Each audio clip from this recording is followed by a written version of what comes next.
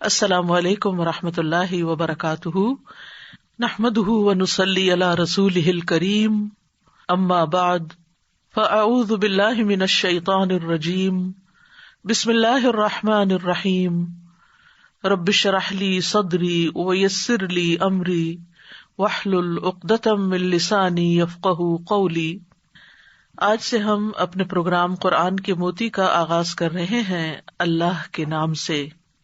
مومن اپنے ہر کام کا آغاز بسم اللہ سے کرتا ہے، اللہ کے نام سے کرتا ہے، کیونکہ اللہ ہی نے ہمیں پیدا کیا ہے، اللہ ہی ہمیں رزق دے رہا ہے، اللہ ہی کی طرف ہمیں لوٹ کر جانا ہے۔ لہذا ہمیں اس زندگی میں ہر کام کرتے ہوئے اپنے رب کو یاد رکھنا چاہیے۔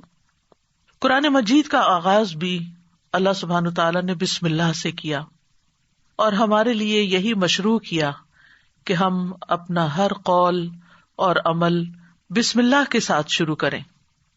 پہلی وحی کا آغاز بھی اللہ کے نام کے ساتھ ہوا۔ جبریل امین نے پہلی مرتبہ جب نبی صلی اللہ علیہ وسلم کو قرآن مجید کی پہلی آیت سکھائی تو فرمایا، اقرأ بسم ربک الذی خلق، اپنے رب کے نام سے پڑھ جس نے پیدا کیا۔ تو گویا عبادت ہو یا ہمارے دنیا کے کام ہوں، ان سب میں ہمیں اپنے رب کو یاد رکھنا ہے، اور اس کے بے شمار فائدے بھی ہیں۔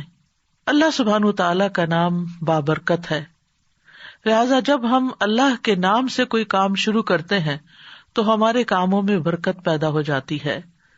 قرآن مجید میں آتا ہے، تبارک اسم ربک ذو الجلال والاکرام، بہت بابرکت ہے تیرے رب کا نام جو بہت عظمت والا، اکرام والا ہے۔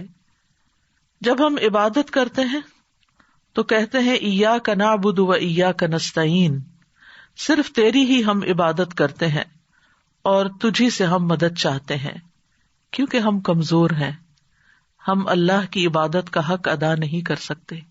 اس لیے کوئی بھی کام جو عبادت کی نوعیت سے تعلق رکھتا یعنی خاص عبادات سے، ان کے آغاز میں بھی اللہ کا نام لینا چاہیے، کیونکہ اس سے اللہ کی مدد حاصل ہوتی ہے، اور پھر مزید نیک کاموں کی توفیق بھی ہوتی ہے۔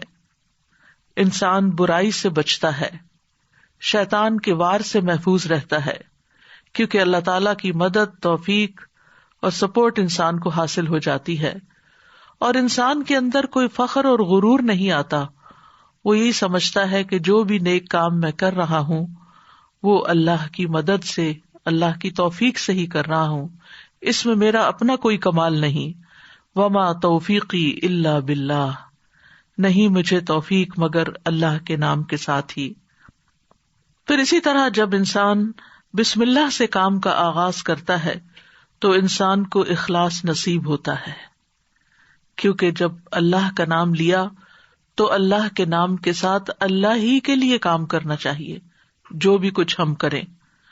اور پھر اگر وہ کام صحیح ہے، عبادت کا ہے یا دنیاوی امور سے متعلق ہے، تو پھر ہماری نیت اور ہمارا قبلہ درست ہو جاتا ہے، انسان کو اخلاص نصیب ہو جاتا ہے۔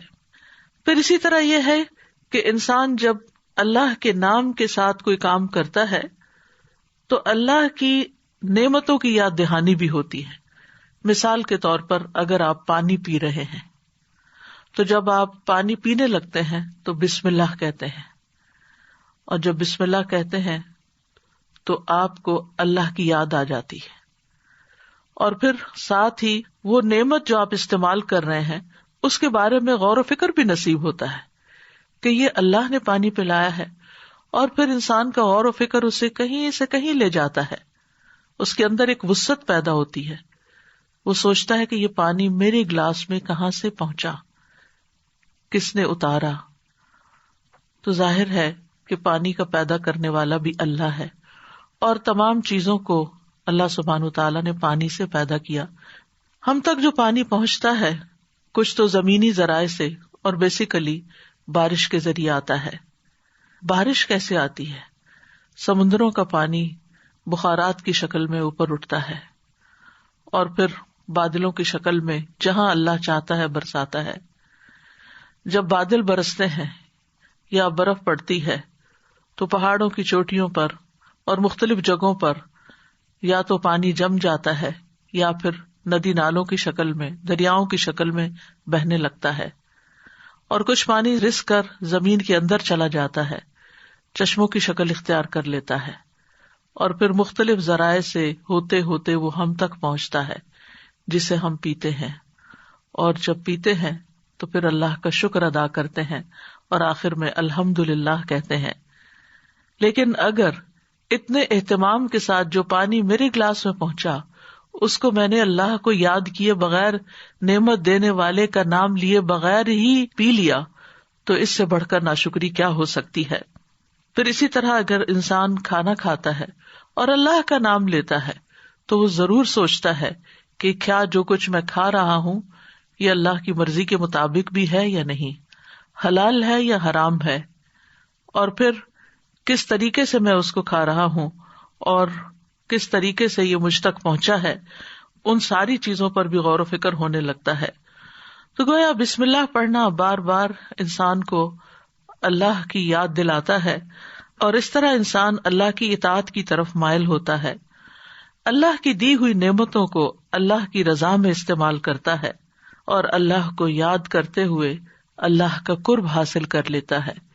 یعنی جب ہر کام کے شروع میں جب ہم اٹھتے بیٹھتے چلتے پھرتے ہم اللہ کا نام لیتے ہیں تو اس طرح ہمیں اللہ سبحانہ تعالیٰ کا قرب نصیب ہوتا ہے، اور ہمارے دنیا کے کام بھی عبادت بن جاتے ہیں کیونکہ وہ اللہ کی مرضی کے مطابق اللہ کی رضا کے لیے ہوتے ہیں. اور اس طرح دنیا میں بھی کاموں کے اندر برکت پیدا ہوتی ہے، سہولت پیدا ہوتی ہے، اللہ کی مدد شامل حال ہوتی ہے، اور آخرت میں بھی یہ عمل فائدہ دیتا ہے، اور انسان کے اندر کوئی تکبر و غرور پیدا نہیں ہوتا. وہ سوچتا ہے کہ جو کچھ مجھے ملا ہے یہ اللہ کا فضل ہے. پھر ہم دیکھتے ہیں کہ انبیاء کا طریقہ بھی یہی رہا ہے. نوح علیہ السلام کے بارے میں آتا ہے کہ جب وہ کشتی پر سوار ہوئے تو انہوں نے دعا پڑھی، اس کا آغاز بھی بسم اللہ سے کیا، بسم اللہ مجریہا و مرساہا. اسی طرح سلیمان علیہ السلام نے ملکہ سبا کو جو خط لکھا اس کے آغاز میں بھی بسم اللہ لکھا. پھر اسی طرح ہم دیکھتے ہیں کہ نبی صلی اللہ علیہ وسلم متعدد مقامات پر بسم اللہ کی تعلیم دیتے ہیں، جس کے بارے میں آگے ہم متعدد احادیث میں دیکھیں گے کہ کس طرح آپ صلی اللہ علیہ وسلم کی زندگی کا ایک اہم حصہ تھا بسم اللہ پڑھنا، اور جس کام کا آغاز اچھا ہو جائے اس کا انجام بھی اچھا ہوتا ہے. قرآن مجید کا آغاز بھی بسم اللہ کے ساتھ ہو رہا ہے، اور بسم اللہ قرآن مجید کی ایک مستقل آیت ہے. یعنی یہ کہ سورۃ الفاتحہ یہ کسی اور سورت میں داخل نہیں ہے، ہر سورت کے شروع میں اسے الگ آیت کے طور پر لکھا گیا ہے. اور اس میں ہم دیکھتے ہیں کہ سورۃ التوبہ جو ہے اس سے پہلے بسم اللہ نہیں ہے، کیونکہ بسم اللہ سے امان حاصل ہوتی ہے، اور سورۃ التوبہ کے شروع میں مشرکین کو امان سے نکالا جا رہا ہے، بری ذمہ کیا جا رہا ہے. تو بہرحال آغاز ہوتا ہے قرآن مجید کا بسم اللہ الرحمن الرحیم کے ساتھ، یعنی میں اللہ کی مدد طلب کرتے ہوئے اپنی قرات کو اللہ کے نام سے شروع کرتا ہوں. اور پھر اس میں اللہ سبحانہ تعالیٰ کے نام اللہ کے علاوہ دو صفات کا ذکر ہے. الرحمن، ایسی ذات جس کی رحمت تمام مخلوق پر چھائی ہوئی ہے، اور الرحیم، ایسی ذات جو مومنوں پر آخرت میں بھی رحم فرمائے گی. جہاں تک لفظ اللہ کا تعلق ہے تو اس کو اسم الجلالہ بھی کہتے ہیں. اللہ کی اصل الالہ ہے، اور لغت عرب میں الہ 4 معنوں پر بولا گیا ہے. نمبر 1 المعبود، جس کی عبادت کی جائے. نمبر 2 الملجأ، جس کی پناہ لی جائے. نمبر 3 المفزوع الیہ، گھبراہٹ میں جس سے مدد حاصل کی جائے. نمبر 4 المحبوب، وہ محبوب جس کے ساتھ عظیم محبت ہو اور اس کے بارے میں عقلیں حیران ہو جائیں. تو اللہ کا لفظ اللہ سبحانہ تعالیٰ کا اسم ذات ہے، یعنی ذاتی نام ہے، سب ناموں سے عظیم اور اعلیٰ ہے. اور یہ جلیل القدر نام اللہ سبحانہ تعالیٰ کے جتنے بھی باقی نام ہیں وہ سب اسی نام کی طرف لوٹتے ہیں، یعنی وہ اللہ ہی کے نام اور اللہ ہی کی صفات ہیں.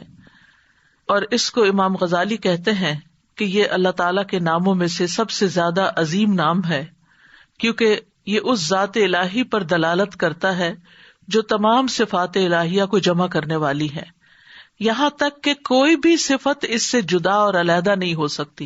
یعنی اللہ تعالیٰ کے جتنے بھی باقی اچھے اچھے نام ہیں وہ سب اللہ ہی کے نام ہیں. وَلِلَّهِ الْأَسْمَاءُ الْحُسْنَى، کہ اللہ ہی کے لیے ہیں اچھے اچھے نام.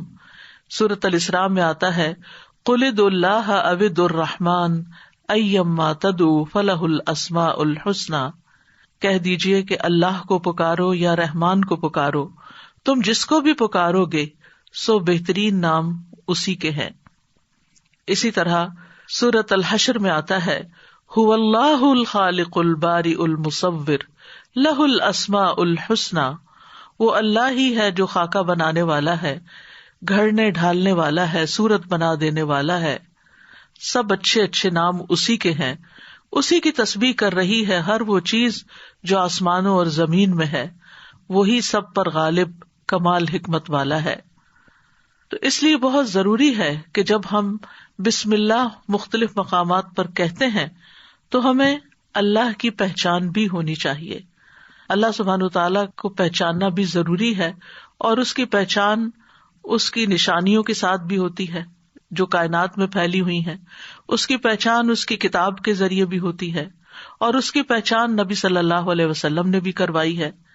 لہذا اگر ہم اللہ تعالیٰ کو پہچانیں گے تو ہم صحیح طور پر پورے شعور کے ساتھ بسم اللہ ادا کریں گے. بلحجیم قبیلے کے ایک آدمی سے روایت ہے، وہ کہتے ہیں کہ میں نے پوچھا اللہ کے رسول آپ کن چیزوں کی دعوت دیتے ہیں؟ نبی صلی اللہ علیہ وسلم نے فرمایا میں اس اللہ کی طرف دعوت دیتا ہوں جو یکتا ہے. قال ادعو الی اللہ وحدہ، کون ہے اللہ؟ وہ اللہ کہ جب تم پر کوئی مصیبت آتی ہے اور تم اسے پکارتے ہو تو وہ تمہاری مصیبت دور کر دیتا ہے، اور جب تم کسی بیابان اور جنگل میں راستہ بھول جاؤ اور اس سے دعا کرو تو وہ تمہیں واپس پہنچا دیتا ہے. جب تم قحط سالی میں مبتلا ہوتے ہو اور اس سے دعا کرتے ہو تو وہ پیداوار ظاہر کر دیتا ہے، یعنی تمہارے سب کام وہی بناتا ہے. لیکن یہاں خاص طور پر اس آیت کے اندر یعنی بسم اللہ الرحمن الرحیم کے اندر اللہ سبحانہ تعالیٰ نے اپنا جو تعارف کرایا ہے، اپنی جو پہچان کرائی ہے، وہ اپنی صفت رحمت کے ساتھ کروائی ہے کہ کون ہے اللہ؟ وہ جو بے حد مہربان، بہت ہی زیادہ مہربان. الرحمن فعلان کے وزن پر مبالغے کا صیغہ ہے کہ جو بہت ہی زیادہ، یعنی انسان کی عقل اس کو کمپریہینڈ کر ہی نہیں سکتی کہ وہ کتنا مہربان ہے. اور پھر مزید اسی صفت سے، صفت رحمت ہی سے الرحیم کا لفظ آیا کہ جو بار بار رحم کرنے والا ہے. لہذا اللہ سبحانہ تعالی وہی ہے جو اپنی رحمتیں نچھاور کرتا ہے، اور رحمت کا مطلب ہے نرمی اور شفقت کرنے والا. گویا اللہ سبحانہ تعالیٰ کی صفات میں اللہ تعالیٰ کے اپنے بندوں کے ساتھ، اپنی مخلوق کے ساتھ معاملہ کرنے میں نرمی اور شفقت ہے. اور رحمان اور رحیم دونوں صفات اللہ ہی کی ہیں، دونوں نام اللہ ہی کے ہیں، لیکن دونوں میں تھوڑا فرق ہے. رحمان ایسی رحمت والا جس کی رحمت دنیا کی تمام مخلوقات کو اور آخرت میں مومنوں کو بھی شامل ہے، یعنی یہ رحمت عام ہے. اور اسی نام سے اللہ سبحانہ تعالیٰ نے اپنے آپ کی پہچان کروائی کہ الرحمن علی العرش استویٰ، وہ بے حد رحم فرمانے والا عرش پر بلند ہوا. اور رحیم سے مراد ایسی رحمت والا کہ جو قیامت کے دن صرف مومنوں کے لیے ہوگی. اور ہم جانتے ہیں کہ اللہ سبحانہ تعالیٰ کی رحمت کے 100 حصے ہیں، جس میں سے صرف ایک حصہ دنیا میں اتارا ہے، باقی اللہ سبحانہ تعالیٰ نے آخرت کے لیے، یعنی اس کی باقی رحمتیں 99 جو ہیں وہ آخرت کے لیے ہیں، جس کی بنا پر وہ بندوں کی بخشش فرمائے گا. یہاں دونوں ناموں کو اکٹھا کیوں کیا گیا ہے؟ اللہ سبحانہ تعالیٰ کے دونوں نام الرحمن اور رحیم کا مل کر آنا اللہ سبحانہ تعالیٰ کی رحمت کے مزید کمال کو بیان کرتا ہے.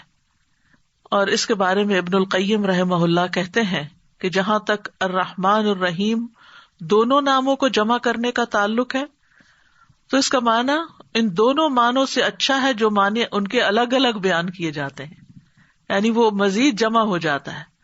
اور وہ یہ ہے کہ الرحمن اللہ کی قائم صفت پر دلالت کرتا ہے، اور لفظ الرحیم اللہ کی مخلوق پہ کی جانے والی رحمت سے تعلق رکھتا ہے.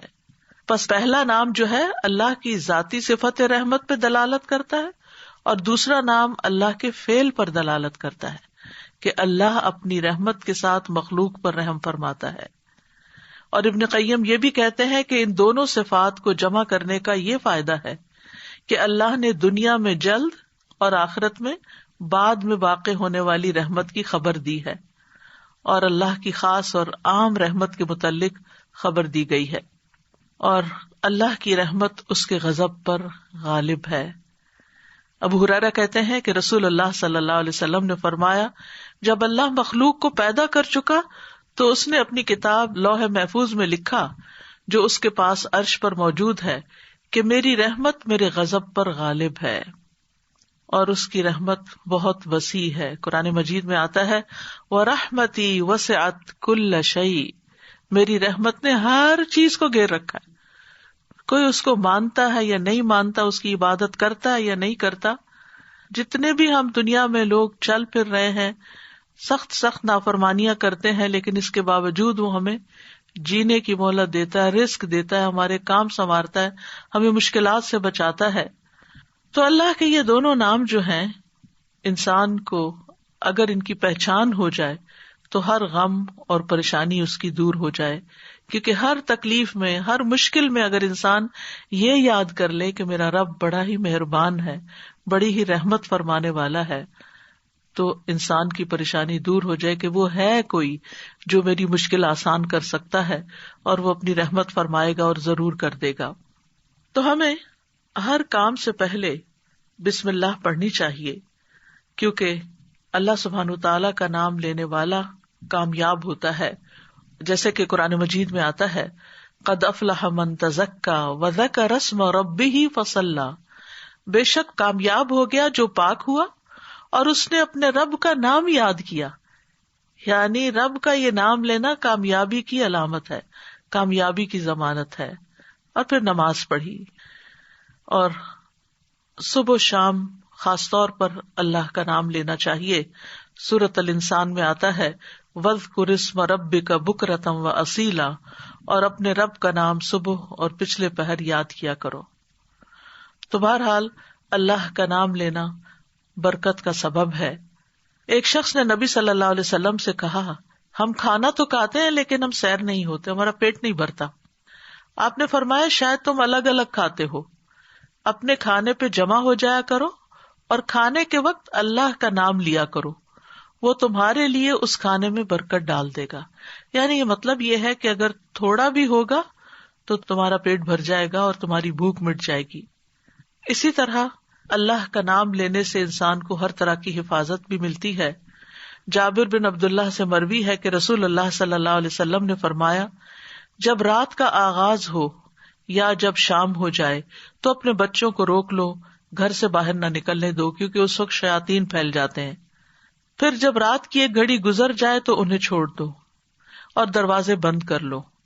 اس وقت اللہ کا نام لو، کیونکہ شیطان بند دروازے نہیں کھول سکتا. اللہ کا نام لے کر اپنے مشکیزوں کا منہ باندھو، اللہ کا نام لے کر اپنے برتنوں کو ڈھک دو، خواہ کسی چیز کو چوڑائی میں رکھ کر ہی اس کو ڈھکو، اور اپنے چراغ سونے سے پہلے بجھا دیا کرو.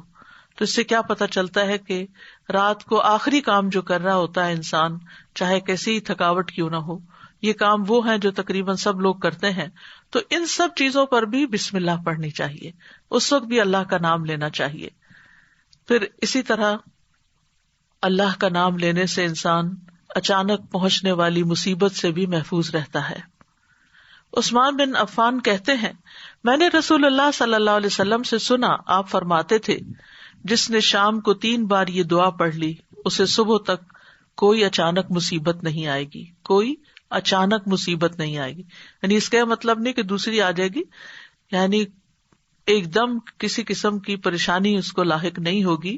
اور وہ دعا ہے بسم اللہ الذی لا یضر مع اسمہ شیء فی الارض ولا فی السماء وہو السمیع العلیم. اللہ کے نام سے، وہ ذات کہ اس کے نام سے کوئی چیز زمین میں ہو یا آسمان میں نقصان نہیں دے سکتی، اور وہ خوب سنتا ہے اور خوب جانتا ہے.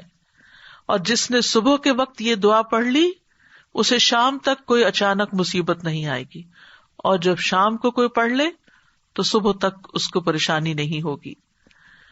اسی طرح اگر انسان بسم اللہ نہیں پڑھتا تو یاد رکھیے کہ بسم اللہ نہ پڑھنے کا نقصان یہ ہے. ابن عباس کہتے ہیں کہ ابلیس نے اللہ تعالیٰ سے کہا کہ تو نے اپنی ساری مخلوق کا رزق واضح کر دیا ہے، میرا رزق کس میں ہے؟ تو اللہ تعالیٰ نے فرمایا ہر اس چیز میں جس پر میرا نام نہ لیا جائے. تو گویا جس چیز پر ہم اللہ کا نام نہیں لیتے وہ رزق پھر شیطان کے حصے میں چلا جاتا ہے، گویا ہم اپنے دشمن ہی کو فیڈ کرتے ہیں. قیامت کے دن بھی اللہ کے نام سے وزنی کوئی چیز نہ ہوگی. پھر اسی طرح یعنی اس دعا کے پڑھنے کے مواقع کون کون سے ہیں؟ نمبر 1، ہر کام شروع کرنے سے پہلے، تاکہ اس میں برکت اور مدد حاصل ہو، اس کے اندر قبولیت ہو، ہمیں اخلاص نصیب ہو. پھر خاص طور پر کھانا کھانے سے پہلے حضرت عائشہ کہتی ہیں کہ رسول اللہ صلی اللہ علیہ وسلم نے فرمایا جب تم میں سے کوئی کھانا کھانے لگے تو چاہیے کہ اللہ تعالیٰ کا نام لے. پھر اگر شروع میں اللہ تعالیٰ کا نام لینا بھول جائے تو چاہیے کہ یوں کہے بسم اللہ اولہ و آخرہ، اللہ کے نام سے اس کھانے کے شروع میں اور آخر میں بھی. پھر اسی طرح لباس اتارتے وقت بسم اللہ پڑھنی چاہیے. انس رضی اللہ عنہ سے روایت ہے کہ نبی صلی اللہ علیہ وسلم نے فرمایا جنوں کی آنکھوں اور بنی آدم کی شرمگاہوں کا پردہ یہ ہے کہ جب ان میں سے کوئی اپنے کپڑے اتارے تو بسم اللہ پڑھ لے، یعنی اتارنے سے پہلے پڑھ لے، تو جن اور شیاطین کی نظر نہیں لگتی. اسی طرح جب آپ بچوں کو کپڑے تبدیل کروا رہے ہوں تو اس وقت بھی بسم اللہ پڑھ لیں. اسی طرح بیت الخلاء جاتے وقت یعنی اندر پاؤں رکھنے سے پہلے بسم اللہ پڑھ کے دروازہ کھولیں. حضرت علی رضی اللہ عنہ روایت کرتے ہیں، کہتے ہیں کہ رسول اللہ صلی اللہ علیہ وسلم نے فرمایا جنوں کی آنکھوں اور بنی آدم کی شرمگاہوں کا پردہ یہ ہے کہ جب ان میں سے کوئی بیت الخلاء جائے تو بسم اللہ پڑھ لے، کیونکہ جب انسان ننگا ہوتا ہے تو حفاظت کے فرشتے اس سے دور چلے جاتے ہیں. تو اس وقت حفاظت پھر کس سے حاصل ہوگی؟ جب آپ واش روم میں جانے سے پہلے بسم اللہ پڑھ کے پھر داخل ہوں گے. اسی طرح وضو سے پہلے ابو ہریرہ کہتے ہیں کہ رسول اللہ صلی اللہ علیہ وسلم نے فرمایا لا صلاۃ لمن لا وضوء لہ ولا وضوء لمن لم یذکر اسم اللہ تعالی علیہ، کہ جس کا وضو نہیں اس کی نماز نہیں، اور جو شخص وضو کے شروع میں اللہ تعالی کا نام نہ لے اس کا وضو نہیں. اب یہاں پر بعض لوگوں کو یہ پریشانی ہوتی ہے کہ ہم واش روم میں کھڑے ہوتے ہیں، وہیں سنک ہے، وہیں کموڈ ہے، تو پھر ہم بسم اللہ کس طرح پڑھیں؟ اس کے ایک تو یہ ہے کہ جب آپ وضو کی نیت سے جا رہے ہیں تو اندر داخل ہونے سے پہلے ہی پڑھ لیں اور جا کے ٹیپ کھول لیں اور اپنا وضو شروع کر دیں. دوسرا یہ ہے کہ آپ دل میں پڑھ لیں. لیکن اگر کوئی بھول گیا ہے تو جس وقت یاد آئے یعنی وضو کے دوران اس وقت بھی پڑھ سکتا ہے. پھر اسی طرح پڑھنا ہی بھول گیا تو اس کا کیا مطلب وضو ہوا ہی نہیں سرے سے، یا پھر یہ کہ اس کی اگر وضو نہیں ہوا تو کیا نماز ہی نہیں ہوئی؟ نہیں، اس کا مطلب یہ کہ اس کا وضو کامل نہیں ہوا. یہاں علماء نے اس کا مطلب یہ کیا ہے کہ اس کے وضو میں نقص رہ گیا. وضو ہو جائے گا، نماز ہو جائے گی، لیکن وہ جو برکت حاصل ہونی تھی یا زیادہ ثواب ملنا تھا اس سے انسان محروم ہو جاتا ہے. پھر اسی طرح یہ ہے کہ قرآن مجید کی قرأت سے پہلے بسم اللہ پڑھنی چاہیے. قتادہ سے روایت ہے، وہ کہتے ہیں کہ انس رضی اللہ عنہ سے سوال کیا گیا کہ نبی صلی اللہ علیہ وسلم کی قرأت کیسی تھی، تو انہوں نے بیان کیا کہ آپ صلی اللہ علیہ وسلم کھینچ کر پڑھتے تھے. پھر آپ نے بسم اللہ الرحمن الرحیم کو پڑھا، یعنی بسم اللہ الرحمن الرحیم، یعنی مد کے ساتھ پڑھتے تھے الرحمن کو، الرحیم کو بھی کھینچ کر تلاوت کرتے تھے. پھر اسی طرح کھانا کھانے سے پہلے بھی عمر بن ابی سلمہ رضی اللہ عنہ کہتے ہیں میں بچہ تھا اور رسول اللہ صلی اللہ علیہ وسلم کی پرورش میں تھا. عمر بن ابی سلمہ جو ہیں یہ ابو سلمہ رضی اللہ عنہ کے بیٹے ہیں، ام سلمہ کے بھی بیٹے ہیں. ام سلمہ کی جب شادی ہوئی تو یہ نبی صلی اللہ علیہ وسلم کے گھر میں بچے آ گئے، یعنی آپ کے ربیب تھے اور آپ کی پرورش میں تھے. تو وہ کہتے ہیں کہ کھانا کھاتے وقت میرا ہاتھ برتن میں چاروں طرف گھوما کرتا جیسے بچے عام طور پر کرتے ہیں. تو رسول اللہ صلی اللہ علیہ وسلم نے مجھ سے فرمایا، اے لڑکے بسم اللہ پڑھ لیا کرو اور دائیں ہاتھ سے کھایا کرو، اور برتن میں وہاں سے کھایا کرو جو جگہ تم سے نزدیک ہو، یعنی اپنے سامنے سے کھاؤ. وہ کہتے ہیں کہ چنانچہ اس کے بعد میں ہمیشہ اسی ہدایت کے مطابق کھاتا رہا. تو یہ ٹیبل مینرز ہیں، کھانا کھانے کے آداب ہیں، اور اس میں نہ صرف یہ کہ بڑوں کو اس کا اہتمام کرنا چاہیے بلکہ بچوں کو بھی سکھانا چاہیے. پھر اسی طرح گھر میں داخل ہوتے وقت بسم اللہ پڑھ کر داخل ہوں. جابر رضی اللہ عنہ سے روایت ہے، وہ کہتے ہیں کہ میں نے رسول اللہ صلی اللہ علیہ وسلم کو فرماتے ہوئے سنا، جب آدمی اپنے گھر میں داخل ہوتا ہے تو وہ داخل ہوتے وقت اور کھانا کھاتے وقت اللہ کا نام لیتا ہے تو شیطان کہتا ہے کہ آج تمہارے لیے اس گھر میں نہ رات گزارنے کی جگہ ہے اور نہ ہی رات کا کھانا ہے. اور اگر وہ داخل ہوا لیکن اپنے داخل ہوتے ہوئے اللہ کا نام نہ لیا تو کہتا ہے تم نے رات گزارنے کی جگہ پا لی. اور اگر اپنے کھانا کھانے کے وقت اللہ کا نام بھی نہ لے انسان تو شیطان کہتا ہے تم نے رات گزارنے کی جگہ اور رات کا کھانا پا لیا. یعنی ہماری چیزوں میں پھر اس کی شراکت ہو جاتی ہے. اب دیکھیں کہ بہت سارے مسائل اور بہت ساری بیماریاں عام ہو چکی ہیں جن کی بعض اوقات تشخیص بھی نہیں ہو پاتی، اور پھر ہم بعض اوقات یہ سمجھتے ہیں کہ شاید جادو ہو گیا ہے یا پھر یہ کوئی نظر لگ گئی ہے. لیکن اگر ہم ان آداب کا خیال رکھیں تو انشاءاللہ شیطان جو ہمارا دشمن ہے اس کے شر سے محفوظ رہیں گے. نہ صرف یہ کہ خود اپنے لیے بلکہ اپنے گھر والوں کے لیے بھی ان کو تعلیم بھی دیں اور ان کو یاد دہانی بھی کرائیں، اور ان کی پروٹیکشن کا انشاءاللہ بہترین سر و سامان ہوگا. اسی طرح رات کو سونے سے پہلے بسم اللہ پڑھ کر بستر جھاڑنا چاہیے. رسول اللہ صلی اللہ علیہ وسلم نے فرمایا، صحیح مسلم کی روایت ہے، جب تم میں سے کوئی اپنے بستر پر جائے تو اسے چاہیے کہ وہ اپنے تہبند کا کونا پکڑے اور اس سے اپنا بستر جھاڑ لے اور بسم اللہ پڑھ لے، کیونکہ وہ نہیں جانتا کہ کون اس کے بعد اس کے بستر پر آیا.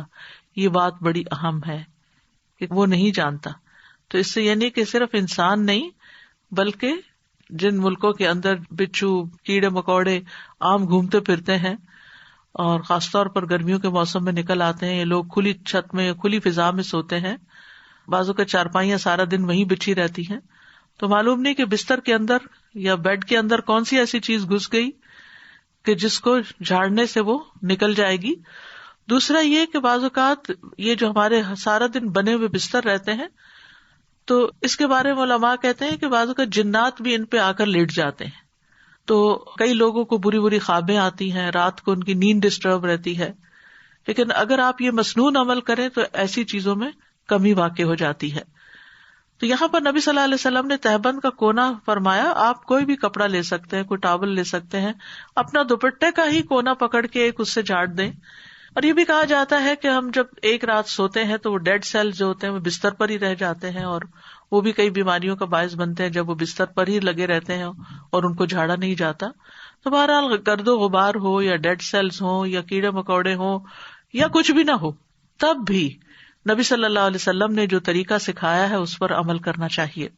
اسی طرح جب آپ صلی اللہ علیہ وسلم اپنے بستر پر تشریف لے جاتے تو فرماتے اللہم بسمک احیا و اموت، یعنی اس وقت بھی بسم اللہ پڑھتے، اے اللہ تیرے نام کے ساتھ میں زندہ ہوتا ہوں اور تیرے نام کے ساتھ میں مرتا ہوں. اسی طرح سوار ہوتے وقت بھی بسم اللہ پڑھنا چاہیے.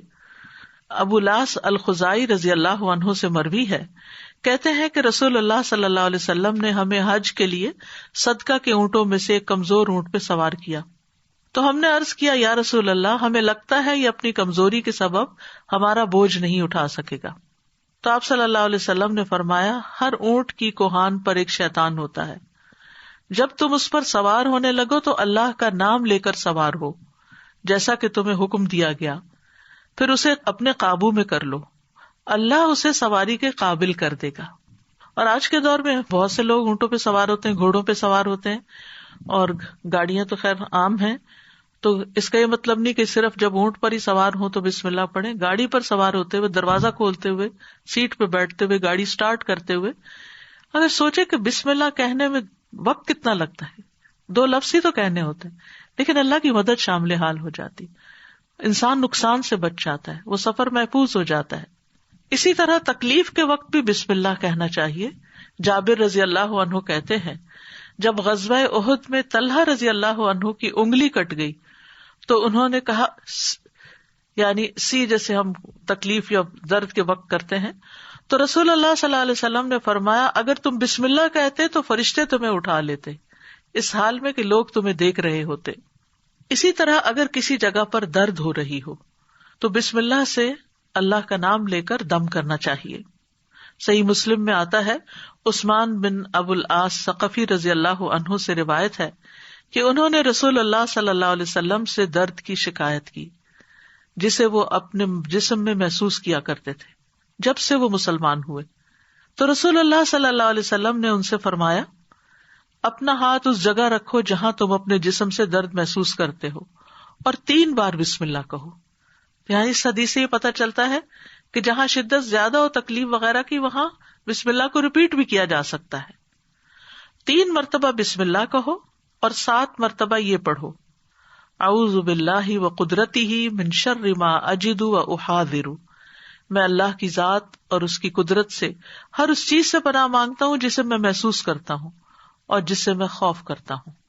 تو آپ خود بھی اور بچوں کو بھی یہ دعا سکھا دیں، کہیں چوٹ لگ جائے، کہیں درد ہو رہا ہو، اور بعض اوقات ایسے لا علاج مرض ہوتے ہیں کہ تکلیف ہوتی ہے لیکن ڈائگنوز نہیں ہوتی، تو اللہ کے نام سے انسان مدد حاصل کرتا رہے اللہ کی، تو ایسی تکلیفیں دور ہو جاتی ہیں. اور پورے یقین کے ساتھ یہ کرنا چاہیے، اور وہ تمام چیزیں جو نبی صلی اللہ علیہ وسلم نے سکھائی وہ سنت زندہ بھی کرنی چاہیے، اور یہ یقین رکھتے ہوئے کہ یہ سب کچھ وحی کے ذریعے آپ کو بتایا گیا تھا. یعنی آپ نے اپنی خواہش نفس سے یہ باتیں نہیں سکھائیں یا کوئی تیر تکے سے نہیں بتائیں، بلکہ آپ کو سکھائی گئی تھی.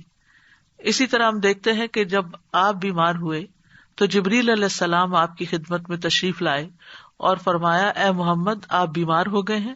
آپ صلی اللہ علیہ وسلم نے فرمایا ہاں. جبریل علیہ السلام نے فرمایا بسم اللہ ارقیک من کل شیء یؤذیک من شر کل نفس او عین او حاسد اللہ یشفیک بسم اللہ ارقیک. اور یوں بھی روایت میں آتا ہے او عین حاسد اللہ یشفیک بسم اللہ ارقیک. میں آپ کو اللہ کے نام سے دم کرتا ہوں، آپ کو تکلیف دینے والی ہر چیز سے، ہر جان یا ہر آنکھ یا حاسد کے شر سے اللہ آپ کو شفا دے، میں آپ کو اللہ کے نام سے دم کرتا ہوں. تو اس میں آپ دیکھیے کہ ہر تکلیف دینے والی چیز سے، بعض اوقات انسان کھانا ہی ایسا کھا لیتا ہے کہ جس سے بیمار پڑ جاتا ہے، یا کوئی ایسا خواب دیکھ لیتا ہے کہ جس کو پریشان کرتا ہے، اسٹریس میں ڈال دیتا ہے اور اس سے انسان بیمار ہو جاتا ہے. یا اسی طرح بعض لوگوں کی نظر لگ جاتی ہے، بعض لوگوں کا حسد ہوتا ہے. تو ان سب بیماریوں کو جو ہم جانتے ہیں اور جن کی روٹ کاز ہمیں معلوم ہی نہیں، ان سب کے لیے بھی بہترین دم ہے جو جبریل علیہ السلام نے خود نبی صلی اللہ علیہ وسلم پر کیا. تو اس لیے ان چھوٹی چھوٹی دعاؤں کو ہمیں یاد کر لینا چاہیے.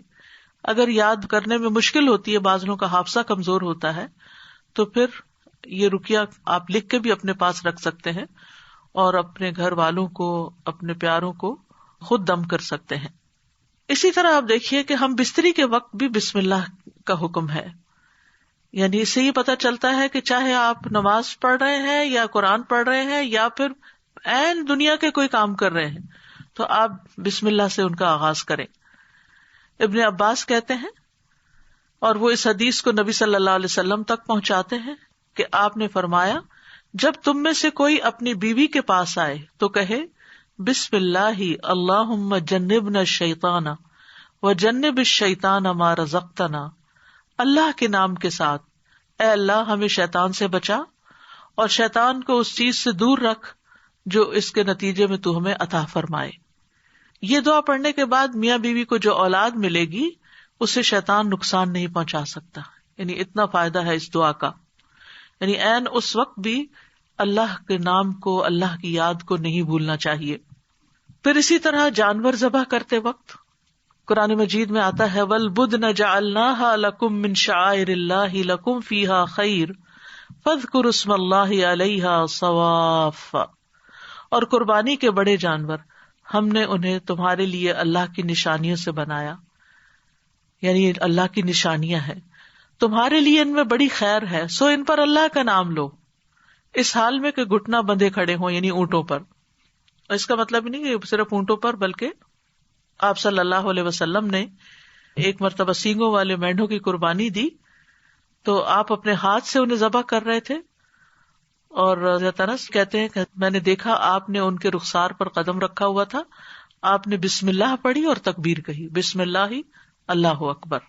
اسی طرح خط کے آغاز میں میت کو دفناتے وقت ابن عمر رضی اللہ عنہ سے مروی ہے کہ نبی صلی اللہ علیہ وسلم جب میت کو قبر میں اتارتے تو فرماتے بسم اللہ و علی سنت رسول اللہ، اللہ کے نام سے اور رسول اللہ صلی اللہ علیہ وسلم کے طریقے پر۔ تو گویا آغاز بھی اللہ کے نام سے اور زندگی کا آخری مرحلہ بھی اللہ کے نام سے۔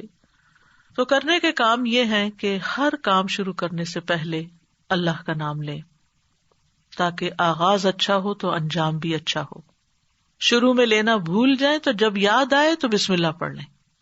مثلاً بعض اوقات ہم بہت مصروف ہوتے ہیں یا بہت شدید بھوک لگی ہوتی ہے تو ایک دم ہم کھانے پہ جیسے ٹوٹ پڑتے ہیں اور بسم اللہ نہیں پڑھتے، حالانکہ جب کھانا لگ جاتا ہے تو گھر کا بڑا جو ہے وہ کہتا ہے بسم اللہ، یعنی شروع کیجیے۔ تو یہ جو لفظ بسم اللہ ہے، بسم اللہ الرحمن الرحیم، اس میں صرف یعنی کہ یہ جار مجرور ہے، اور اس میں یا تو فعل محذوف ہے یا پھر اسم محذوف ہے۔ محذوف کا مطلب ہے کہ وہ حذف کیا گیا ہے، موجود نہیں۔ کیوں؟ اس لیے کہ وہ انڈرسٹوڈ ہے کہ جب ہم کوئی کام کریں گے تو ہماری نیت میں وہ چیز ہوگی کہ اللہ کے نام سے میں پانی پیتا ہوں، اللہ کے نام سے میں کھانا کھاتا ہوں، اللہ کے نام سے میں سونے لگا ہوں، اللہ کے نام سے میں گھر سے نکلنے لگا ہوں۔ تو ہمیں اپنی ساری زندگی کا جائزہ لینا ہے کہ ہم کہاں کہاں بسم اللہ پڑھتے ہیں۔ آپ دیکھیے کہ اسلامک کلچر میں تو ہر موقع پر، یعنی جب کوئی کام نہیں کہا جاتا، آپ کے بھی دل میں ہوتا ہے دوسرے کے بھی، تو آپ صرف بسم اللہ کہہ کے اس کو سمجھا دیتے۔ مثلا آپ کے گھر کی بیل بجتی، آپ دروازہ کھولتے ہیں، آپ کا کوئی دوست کھڑا ہوتا ہے تو آپ کہتے ہیں بسم اللہ۔ آپ یہ نہیں کہتے اندر داخل ہو جاؤ، یہ نہیں بولتے، آپ کہتے بسم اللہ۔ آپ اس کو بٹھاتے ہیں، وہ آپ کے لیے کوئی گفٹ لایا ہوتا ہے تو آپ کو کہتے بسم اللہ، یہ آپ کے لیے ہے، یعنی پورا جملہ بھی نہیں بولتے، صرف بسم اللہ۔ پھر اسے آپ اس کو کھانے پہ بٹھاتے ہیں، کھانا پیش کرتے ہیں تو کہتے ہیں بسم اللہ۔ ہاتھ دھلانے کے لیے جاتے ہیں تو کہتے ہیں بسم اللہ۔ یعنی بسم اللہ ایسے لفظ ہیں کہ جو ہماری ساری ما فی الضمیر کو بیان کر دیتے ہیں، اور کہنے والا بھی جانتا ہے کہ وہ اللہ کا نام کیوں لے رہا ہے، اور سننے والا بھی سن رہا ہوتا ہے کہ اللہ کا نام کیوں لیا جا رہا ہے یہاں۔ تو اس لیے ہر کام شروع کرنے سے پہلے اس میں ایکشن جو ہے وہ ہڈن ہے، وہ دل میں ہے آپ کے، لیکن بس اللہ کا نام لینا برکت کا باعث ہوگا۔ تو اللہ کے نام کی برکتیں حاصل کریں، حسرتوں سے بچیں۔ یعنی آپ بیٹھنے لگے ہیں کہیں تو بسم اللہ پڑھ کے بیٹھ جائیں، وہاں سے اٹھنے لگے ہیں تو بسم اللہ پڑھ لیں، اپنی یہ عادت بنا لیں۔ اور بچوں کے سامنے ذرا اونچی آواز سے بسم اللہ کہیں تاکہ وہ سنیں اور بار بار سنتے رہیں۔ مجھے یاد ہے بچپن میں جب کوئی بچہ گر جاتا تھا تو ہماری پھوپھی ہمارے ساتھ رہتی تھی، تو اس وقت بھی بسم اللہ پڑھتی، پھر اٹھاتے ہوئے، پھر اس چوٹ کو سہلاتے ہوئے، یعنی ہر دوسرے کام میں بسم اللہ بسم اللہ۔ بچوں کو دودھ پلاتے ہوئے، بچوں کو اٹھاتے ہوئے، ان کو چینج کرتے ہوئے، تو یعنی بسم اللہ ہماری گھٹی میں پڑ جانی چاہیے کہ ہم کوئی کام اللہ کی یاد کے بغیر نہ کریں۔ جس سے انسان کو محبت ہوتی ہے وہ اس کے دل میں رہتا ہے اور اس کو ہمیشہ وہ یاد کرتا رہتا ہے۔ تو جو لوگ اللہ سے محبت کرتے ہیں، اور اللہ کا لفظ کا تو معنی ہی کیا ہے، ایک معنی یعنی مألوہ، یعنی جس سے شدید محبت کی جاتی ہے، جیسے اردو میں لفظ والہانہ کہتے ہیں آپ، والہانہ جس سے محبت کی جاتی ہے۔